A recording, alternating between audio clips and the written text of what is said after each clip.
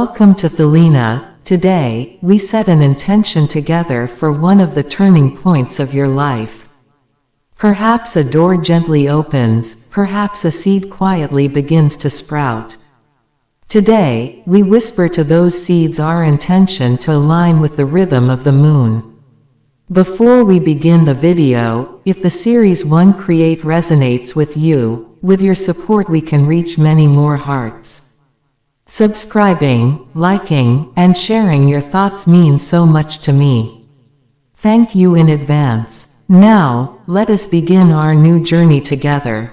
Every person who looks up at the night sky searches for the moon at the corner of their gaze. Its face, slowly growing, then thinning, disappearing, and being reborn, has been the oldest tale of the heavens. For thousands of years, the moon has inspired humanity. It has given voice to poets, guided sailors, shaped the calendars of farmers, and shimmered like a secret in the hearts of lovers. This series explores the moon's influence on humanity not as scientific fact, but through symbolic, psychological, and spiritual interpretations formed throughout history. There are beliefs that, even if unproven, echo deeply within the human soul. The moon is such an archetype, not the light of consciousness, but the light of the unconscious. Carl Jung describes the moon in these words: the moon is the great symbol of the unconscious. A light shining within the shadow. There is a mesmerizing truth in this sentence. Moonlight is not its own, it is a radiance borrowed from the sun. Yet we still watch it in the night and take refuge in its glow. Perhaps the human soul is the same. At times it does not create light, it merely reflects it. Still, that reflection is enough. The cycle born from darkness. The phases of the moon repeat each month. New moon. Crescent, first quarter, waxing gibbous, full moon, waning moon, last quarter, balsamic crescent. This rhythm mirrors the rhythm of human life. We are born, we grow, we shine and we fade, we are reborn. Within this cycle, the human being encounters their own shadow. At times we withdraw, at times we radiate. The moon, sovereign of the night, teaches us this: nothing is permanent, yet everything returns. Here, the words of Marcus Aurelius echo: everything is in a state of transformation. Life itself is change. In this series, intentions and affirmations whispered in each lunar phase, aligned with the soul and resonating within the heart, await you. New moon, the dark beginning. On the night of the new moon, the moon is unseen in the sky. The heavens feel quieter, deeper. This darkness is not absence, it is potential. In many cultures, the new moon is regarded as a time for setting intentions. What matters to remember is this.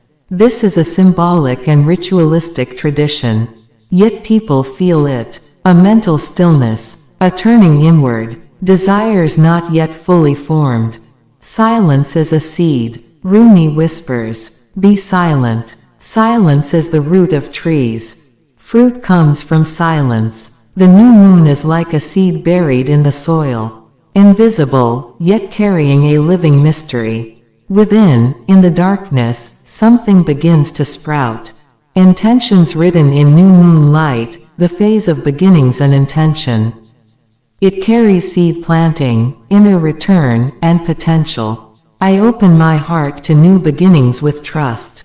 I feel unseen possibilities taking root within me. In silence, I reconnect with myself. My intentions take shape with clarity and peace. I gently step into the new page life offers me. I listen closely to my inner intuition. I know that I can grow even in darkness. I honor the power of waiting with patience. My soul is ready for what is new. I acknowledge the value of the small steps I take today. Crescent moon, the first line of light. After the new moon, a thin silver blade appears in the sky. This is the crescent. The moon slowly becomes visible. This phase is a symbol of hope and beginnings. Some people may feel their energy beginning to rise during this time. This is an observation, a feeling, an experience. The crescent is the passage from fear to courage. The steps taken in this phase are fragile, yet precious. Nietzsche's well-known call finds its meaning here. Become who you are. The moon begins to become itself. And so do we. Intentions written in crescent light, the phase of first light and courage. It carries movement, hope, and the setting of direction. I trust the light being born within me. I take small yet steady steps. Hope illuminates my path. I choose to move forward with courage. My belief in myself grows stronger each day. I nourish what I have begun with love. I see mistakes as spaces for learning. I embrace openness to change. This journey belongs to me. I honor my inner guidance. First quarter, the inner warrior. As the moon appears half-lit, a sharp line cuts across the sky, one side illuminated, the other in shadow. The human soul is divided in much the same way. Desire, fear. The first quarter is a time of decision. During this phase, people may feel motivated, engage in struggle, reconsider what they wish to pursue. This is an interpretation rooted in personal experience. It is not a scientific necessity. Seneca, a Stoic philosopher, writes, "Courage is not the absence of fear, but the art of facing it." The moon's dividing line is the line of courage. Intentions written in first quarter light, the phase of decision and strength. It carries challenge, clarity, and responsibility. I stand by my decisions. I know that challenges make me stronger. I embrace both my light and my shadow. I am not afraid to take responsibility. I see obstacles as opportunities for growth. I define my boundaries with clarity. I recognize the power within me. The time to take action is now. I shape my life through my choices. I remain honest with myself. Waxing gibbous, patience and preparation.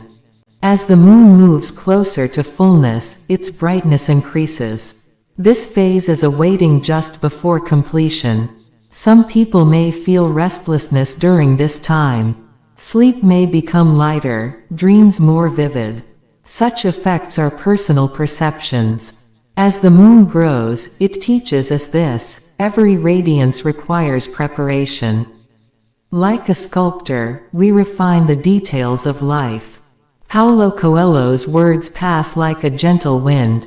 When you want something, the whole universe conspires to help you achieve it. As the full moon approaches, the universe holds its breath. Intentions written in waxing gibbous light, the phase of patience and maturation. It carries preparation, deepening, and attention to detail. I am open to what the process is teaching me. I move forward with patience. I know that everything unfolds in its own time.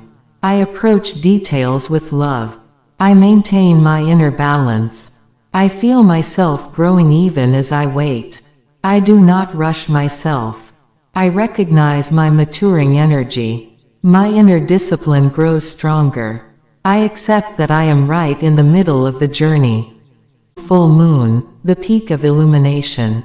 On the night of the full moon, the sky turns into a mirror. The moon appears large, radiant, almost touchable. Many legends surround the full moon. Madness, magic, werewolves. These beliefs have no scientific foundation. Yet people may say they feel more emotional under the full moon. Symbolically, the full moon is associated with completion, clarity, visibility, an overflow of emotion. Shakespeare writes, "The moon looks upon many nights, but the sun looks upon one day." The full moon reveals what has been hidden. Shadows shrink. Truth becomes visible. Intentions written in full moon light, the phase of awareness and completion. It carries illumination, visibility, and emotion. I clearly acknowledge my emotions. I honor the cycles in my life that have reached completion. I am ready to face my truths. I accept myself exactly as I am. I allow myself to shine without hiding my light. I lovingly release what no longer serves me. I am in a state of inner clarity and openness. I am filled with gratitude. My awareness deepens. I see myself in wholeness. Waning moon, the time of release. After the full moon, the moon begins to wane. The light diminishes. This is the phase of letting go. Letting go is not losing. Letting go is making space. Lao Tzu's wise words shimmer here. When I let go of what I am, I become what I might be. In this phase, people may clear their belongings, lighten emotional burdens, soothe themselves. This is a ritualistic and psychologically relieving suggestion. Intentions written in waning moonlight, the phase of sharing and gratitude. It carries maturity, giving, and inner wisdom. I am grateful for what I have. I am open to sharing what I have learned.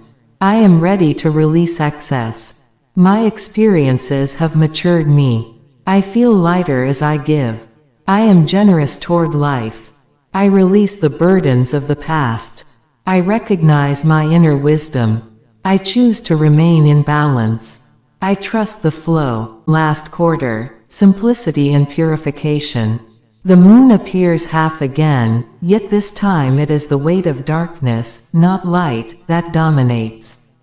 This marks the final stretch of the cycle. The last quarter whispers, "Let everything unnecessary fall away."